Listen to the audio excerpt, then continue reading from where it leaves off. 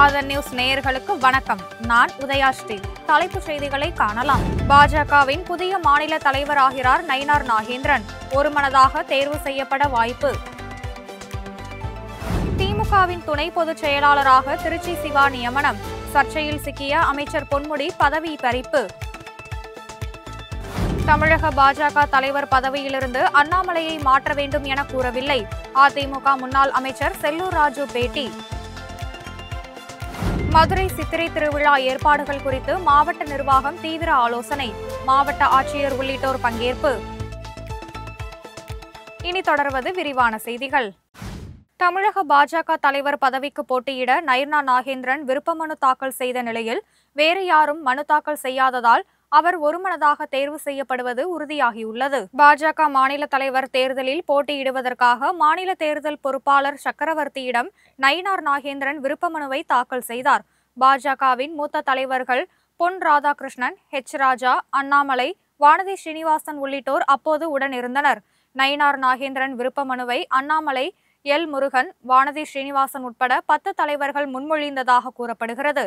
மாநில தலைவர் பதவிக்கு நயினார் நாகேந்திரனை எதிர்த்து யாரும் மனு தாக்கல் செய்யாததால் அவர் ஒருமனதாக தேர்வு செய்யப்பட்டு நாளை பதவியேற்கவிருப்பதாகவும் கூறப்படுகிறது. திமுக துணை பொதுச் செயலாளராக மாநிலங்களவை எம்பி திருச்சி சிவா நியமனம் செய்யப்பட்டுள்ளார். பொதுக்கூட்டம் ஒன்றில் கலந்து கொண்டு பேசிய அமைச்சர் பொன்முடி பெண்கள் பற்றி அநாகரிகமான கருத்துக்களை கூறியிருந்தார்.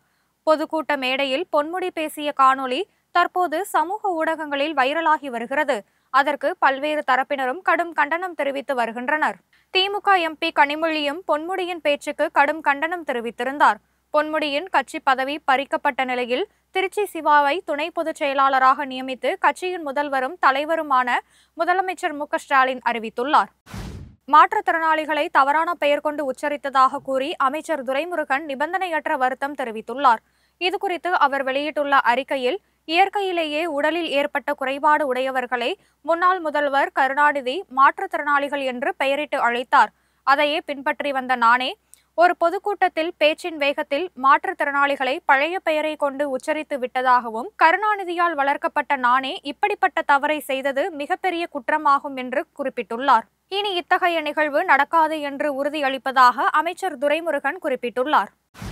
காவிரி நதிநீர் விவகாரங்களில் தமிழகத்திற்கு எதிராக செயல்படும் கர்நாடக அரசையும், முல்லை பெரியாறு அணை விவகாரத்தில் கேரள அரசையும் கண்டித்து தமிழக சட்டமன்றத்தில் தீர்மானம் நிறைவேற்ற முடியுமா என முதலமைச்சர் ஸ்டாலினுக்கு எதிர்க்கட்சித் தலைவர் எடப்பாடி பழனிசாமி சவால் விடுத்துள்ளார். இதுகுறித்து அவர் வெளியிட்டுள்ள எக்ஸ் தள பதிவில், திமுக ஆட்சியில் சட்டம் ஒழுங்கு சீர்கேடு, பறிபோன பெண்கள் பாதுகாப்பு என ஒரு அவல ஆட்சியாக இருக்கிறது என விமர்சித்துள்ளார். இவற்றை திசை திருப்ப கடந்த ஒரு மாதமாக வரிசையாக நாடகங்களை அரங்கேற்றி பேரவையில் தீர்மானங்களை முதலமைச்சர் வரிசை கட்டி கொண்டு வருகிறார் என்றும் விமர்சித்துள்ளார். கர்நாடக காங்கிரஸ் முதல்வர், துணை முதல்வருடனும் கேரள கம்யூனிஸ்ட் முதல்வருடனும் பல மேடைகளை பகிர்ந்து கொண்டு கைகுலுக்கிய ஸ்டாலின் ஒரு முறையாவது தமிழ்நாட்டின் உரிமை குறித்து ஒரு கோரிக்கையாவது வைத்தது உண்டா என்று எடப்பாடி பழனிசாமி சரமாரியாக கேள்வி எழுப்பியுள்ளார்.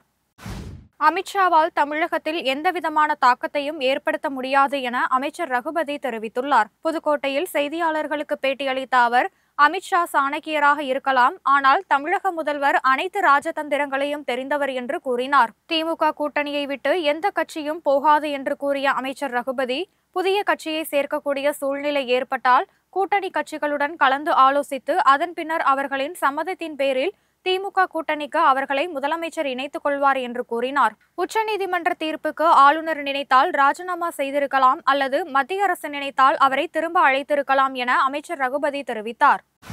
பாஜக தலைவர் பதவியிலிருந்து அண்ணாமலையை மாற்றுமாறு எடப்பாடி பழனிசாமி சொல்லவில்லை என்றும், டெல்லியில் அமித்ஷாவை கட்டாயப்படுத்தியதன் பேரில் சந்திக்கவில்லை என்றும் முன்னாள் அமைச்சர் செல்லூர் ராஜு தெரிவித்துள்ளார். மதுரையில் செய்தியாளர்களுக்கு பேட்டியளித்த அவர், சட்டமன்ற தேர்தலில் நிச்சயமாக அதிமுக தலைமையில் ஆட்சி அமையும் என்றும், கூட்டணி குறித்து அதிமுக பொதுச் செயலாளர் முடிவு எடுப்பார் என்றும் அவர் கூறினார். தேர்தல் நெருங்க நெருங்க முதல்வருக்கு இன்னும் பதற்றம் ஏற்படும் என்றும் தெரிவித்தார். அமைச்சர் பொன்முடி எப்போதும் பெண்களையும் தாழ்த்தப்பட்ட மக்களையும் இழிவாக பேசுவது தொடர்கதையாகிவிட்டது என்று செல்லூர் ராஜு விமர்சித்தார். சென்னை வந்துள்ள மத்திய உள்துறை அமைச்சர் அமித்ஷா முன்னாள் ஆளுநர் தமிழிசையின் இல்லத்திற்கு சென்று அவரது தந்தை குமரி அனந்தன் மறைவுக்கு இரங்கல் தெரிவித்துள்ளார். தமிழக சட்டமன்ற தேர்தலில் கூட்டணி தொடர்பாக விவாதிக்க தமிழகம் வந்துள்ள அமித்ஷா முன்னாள் ஆளுநர் தமிழிசையின் இல்லத்திற்கு சென்றார். தமிழிசையின் தந்தையும் காங்கிரஸ் மூத்த தலைவருமான குமரி அனந்தன் மறைவுக்கு இரங்கல் தெரிவித்ததோடு தமிழிசைக்கும் ஆறுதல் தெரிவித்தார்.